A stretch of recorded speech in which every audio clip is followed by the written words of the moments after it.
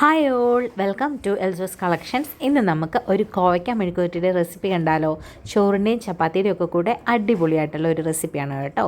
ആദ്യം നമുക്ക് ഒന്നുകിൽ ഒരു ചുവട് കട്ടിയുള്ള പാത്രം അല്ലെങ്കിൽ ഒരു നോൺ സ്റ്റിക്ക് പാൻ അടുപ്പത്ത് വെച്ച് എണ്ണ ഒഴിച്ച് കടുക് പൊട്ടിച്ച് വെളുത്തുള്ളി അതിലേക്ക് ഞാൻ ആദ്യം ഇട്ട് കൊടുക്കുന്നുണ്ട്. പിന്നെ ഒരു ചെറിയ സവോളയുടെ ഹാഫ് ഇട്ട് കൊടുക്കുന്നുണ്ട്, തിന്നായിട്ട് അരിഞ്ഞേക്കുന്നത്. എന്നിട്ട് അതിലോട്ട് നമുക്ക് കുറച്ച് കറിവേപ്പിലയും 2 പച്ചമുളക് 4ആയിട്ട് കീറിയത് അതും ഇട്ട് കൊടുക്കുന്നുണ്ട്.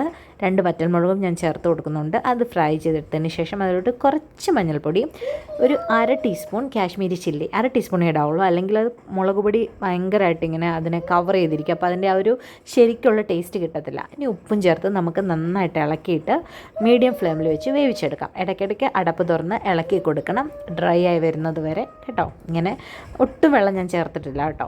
കണ്ടോ, ഇപ്പോൾ തന്നെ ഒരു പകുതി വെന്തിട്ടുണ്ട്, ഒരു 10 മിനിറ്റ് കൂടുതലായി ഇരുന്നിട്ട്. ഇനി ഞാൻ കുറച്ച് ഉലുവപ്പൊടിയും കൂടെ ചേർത്ത് അതിലേക്ക് കൊടുക്കുന്നുണ്ട്. അതിനുശേഷം ഞാനത് എന്താ പറയണേ, നമ്മുടെ അടപ്പ് തുറന്ന് വെച്ച് ഒന്ന് ഡ്രൈ ആയിട്ട് എടുക്കുന്നുണ്ട്. മെഴുക്കുവരട്ടി റെഡി ആയിട്ടുണ്ട്. എല്ലാവരും റെസിപ്പി ട്രൈ നോക്കണം കേട്ടോ. രാവിലെ കുട്ടികൾക്ക് നമ്മൾക്ക് ടിഫിൻ ബോക്സും കാര്യങ്ങളൊക്കെ ആക്കുന്ന സമയത്ത് കുറേ ഹെൽപ്ഫുൾ ആയിട്ടുള്ളൊരു റെസിപ്പിയാണിത്. എല്ലാവരും ട്രൈ ചെയ്ത് നോക്കണം. Thank you for watching. Bye bye.